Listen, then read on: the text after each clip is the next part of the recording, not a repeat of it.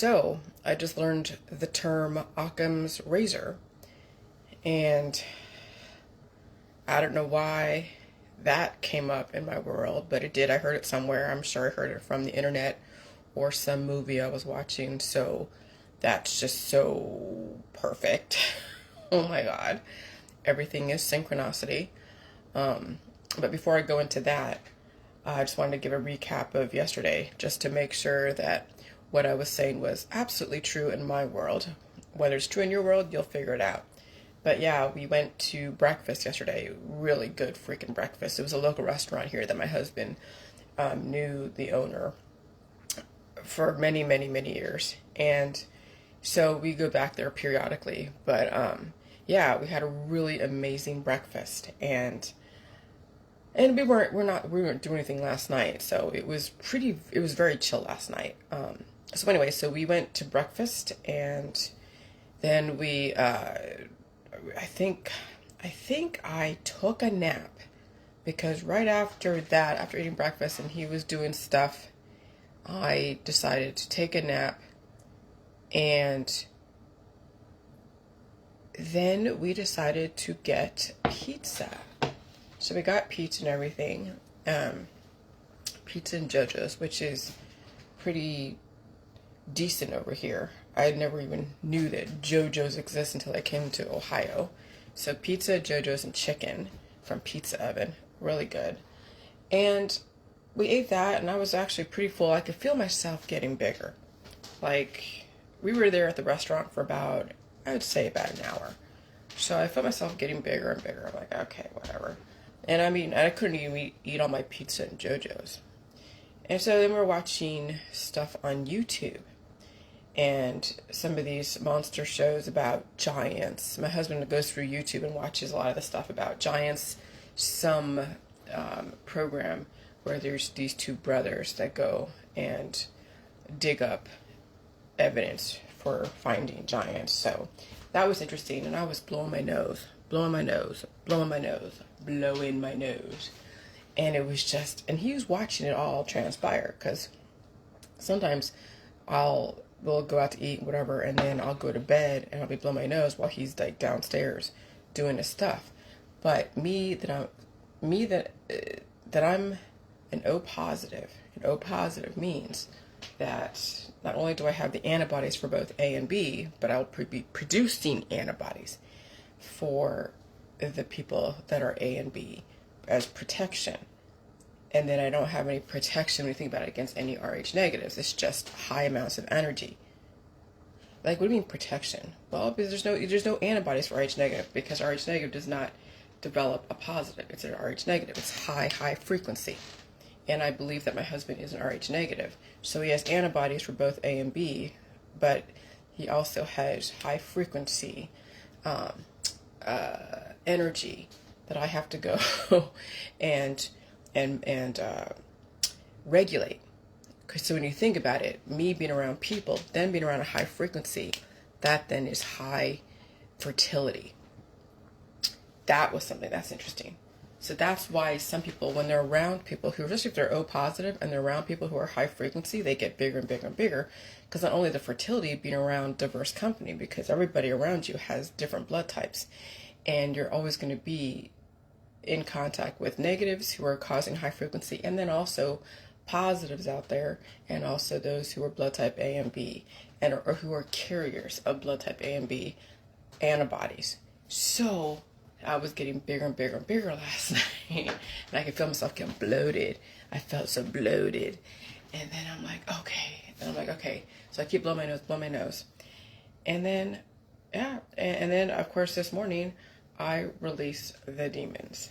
And oh my gosh. But this is what I was doing all night last night. He was hearing me all night last night. And so anyway, so I was dozing on and off. And every single time I do that, so we were hanging out in the bed just watching that show, and I would catch myself snoring. I would turn over and catch myself snoring.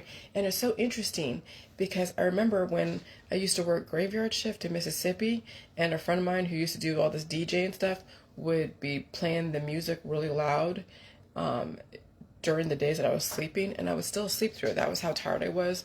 And so that's kind of the same thing that my husband was watching he was watching the show all night last night.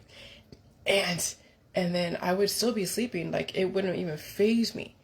And so I would just fall asleep, and I did wake up at midnight and be like, yeah, okay, Happy New Year. And I didn't hardly hear any gunshots. I mean, there's a few gunshots and a few firecrackers, but that's about it. It wasn't crazy last night. It wasn't. It was really actually eerily silently, more silent than usual. Because July 4th, it was like a war zone. January 1st, it's like hardly anything. It was really weird. I was expecting to hear a lot more than I did. So anyways, so I wake up this morning and I'm just like, ooh. And I was thinking about in the shower, I was taking a shower, thinking about Occam's razor. I'm like, why am I thinking about Occam's razor? What is it about Occam's razor?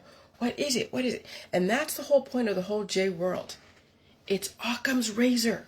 What is Occam's razor? It is simplest explanation is preferable over a more complex one. That's what I've been doing. I've been studying every single factor that makes up a certain outcome. Okay? And I'm trying to figure out how it's all connected so I can find different analogies to say to myself as well as to convey all to the world. And so when you have simple theories, right, like antigen antibody programming, and then you have you are antigen antibody programming, and you're always going to be working against yourself. That's why you have to keep feeding and not causing so much fertility taken away from you. So the simple theories are easier to verify. Simple solutions are easier to execute. But you have to know all the factors. What was missing in the whole anti-V world and even the pro-V world was the fact that it was, not only was it fertility, but it was also entropy, because fertility develops entropy.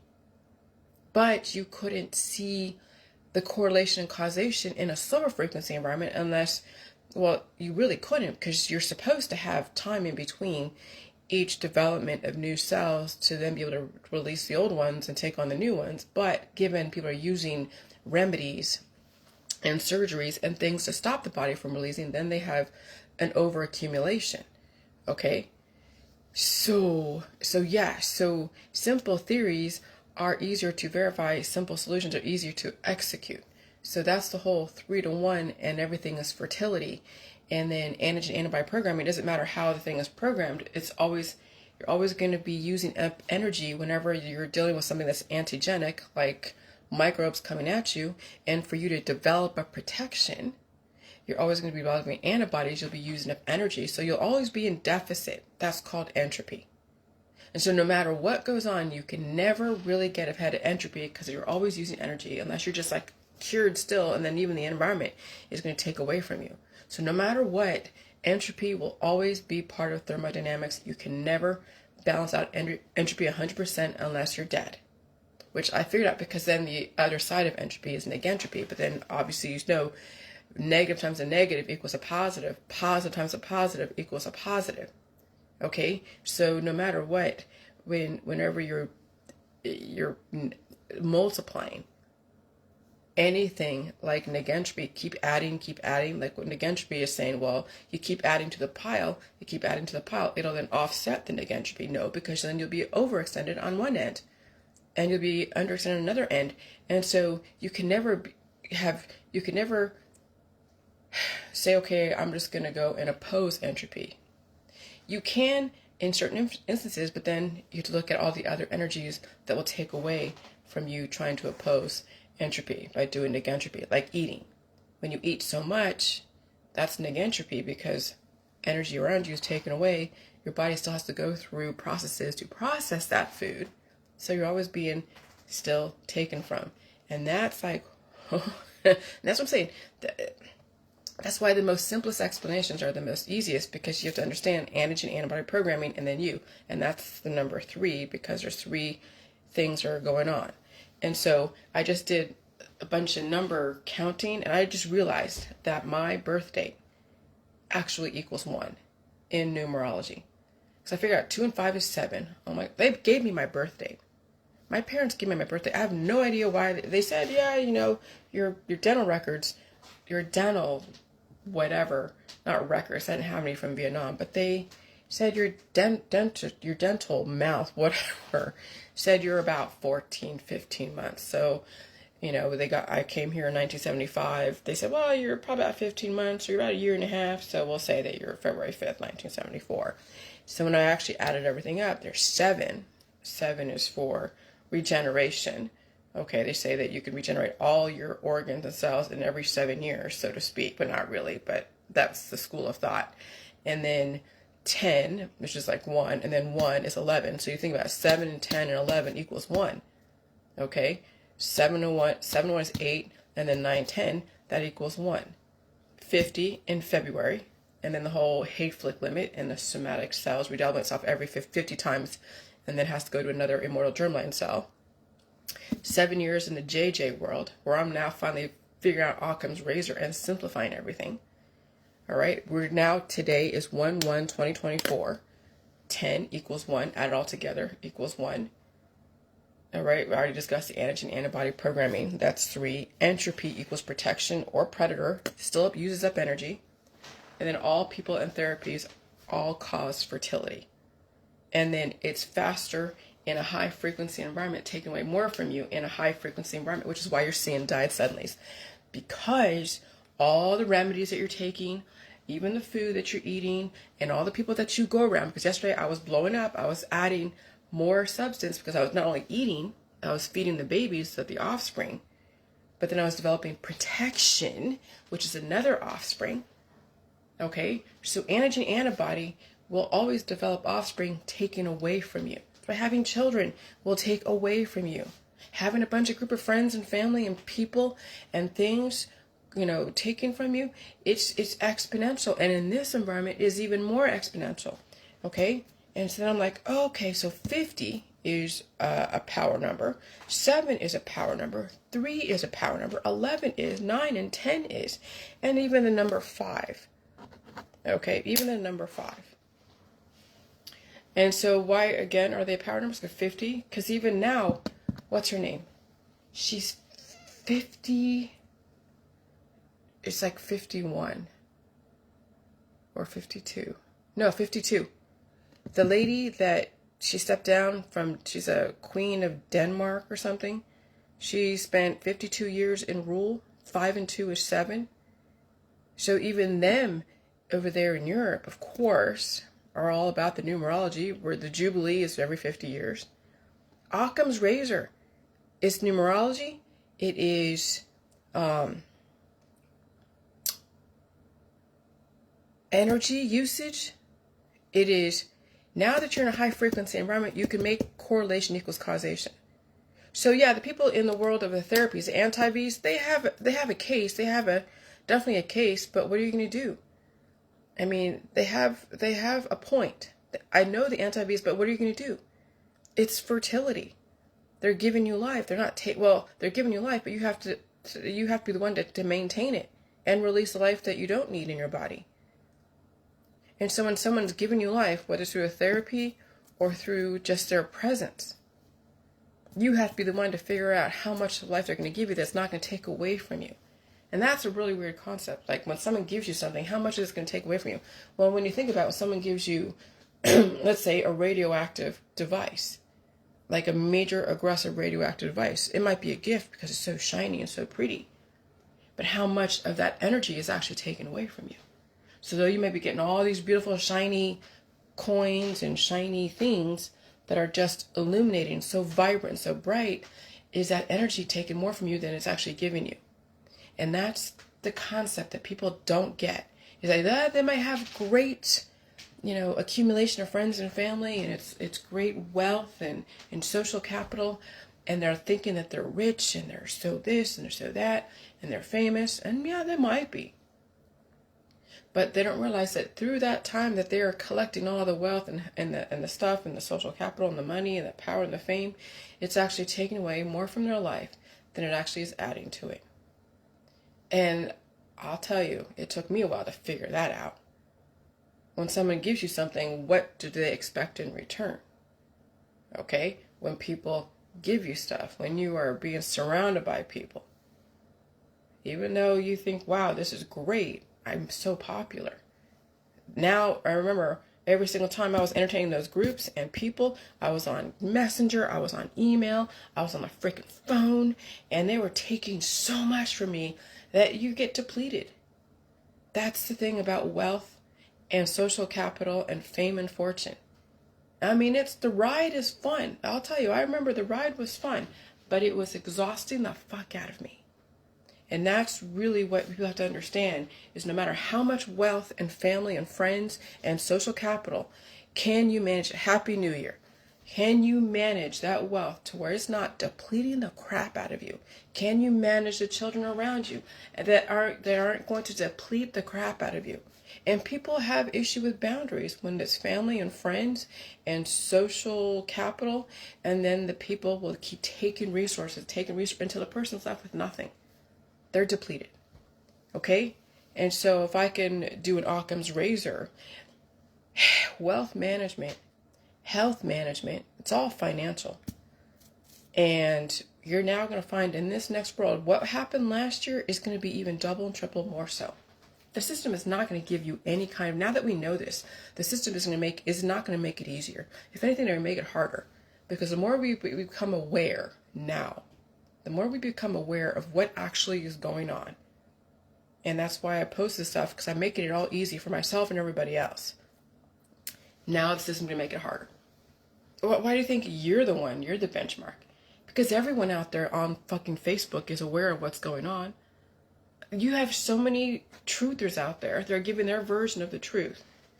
And they're all right in their world and how they perceive it because of whatever projections are projecting from their own deficiencies or efficiencies. But no matter what, everyone's seeing the writing on the wall. The people who are anti-V understand that, yes, some of that fertility has caused death in people.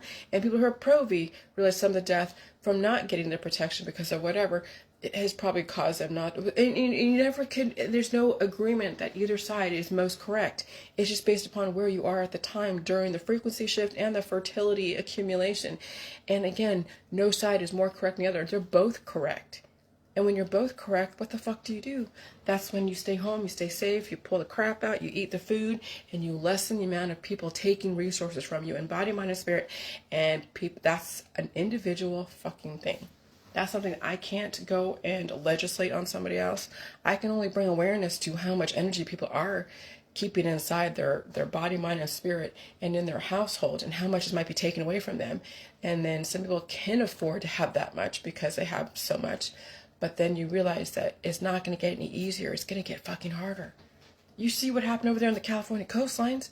Those waves were like freaking tsunamis. That's just the tip of the iceberg.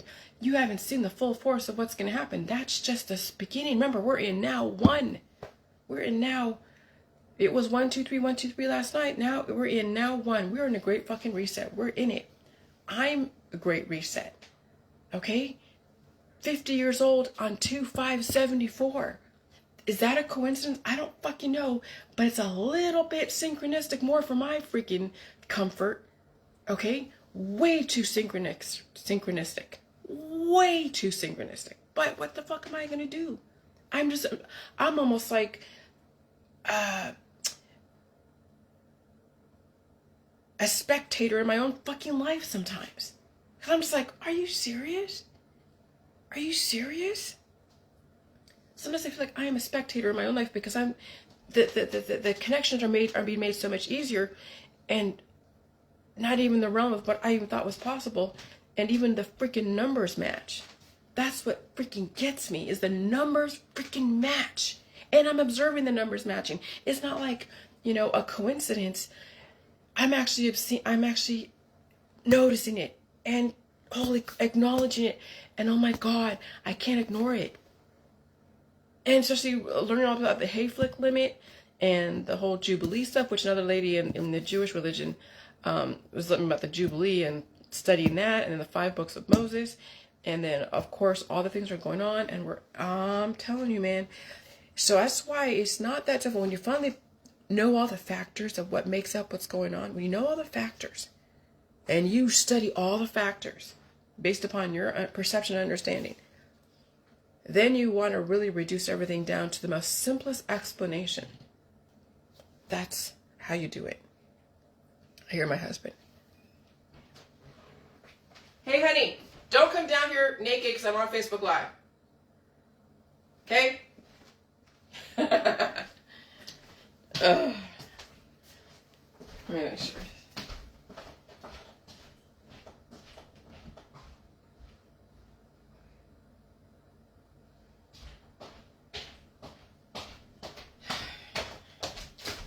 That's why he fell asleep upstairs with me.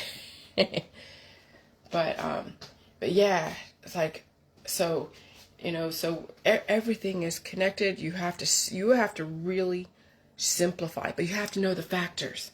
And if you don't know the factors, people make assumptions, and they simplify it in the world of belief. In their world, when some, like a pastor or an authority person or even a family member says, okay, well, the reason why you have an issue is because you took this, or you didn't take this, or because you believe this. And I'm telling you, there's ways to simplify where you actually earn this simplification. When you just believe somebody who, Kimberly's funny. When you just believe somebody, who tells you, for face value, A plus B equals C, that's lazy simplification. You got to do the work. It's like when your teacher doesn't want to see the answer, they want to see how you got to the fucking answer. That's exactly what's required when you really truly want to simplify things to then make a change in your world. Is that you know all the fucking factors and you list them out, and then you show people how you did your work. So the last 7 years was me showing all of you how I did my work. I didn't just have an answer because some pastor or some rabbi or some whoever told me the answer. I went through and I did every single fucking equation. And I studied everything to its most infinite concept. The most simplest concept. You think like, oh no, some of these concepts are so simple that they're complex. But I didn't go believe some fucking guru out there. I didn't go follow some, some workout artist or some spiritual healer. No, I studied everything. Everything.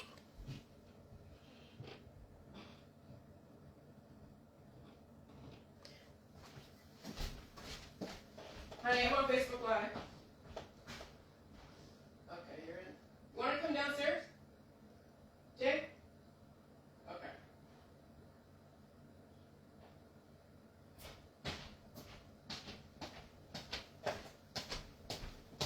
And so I studied everything.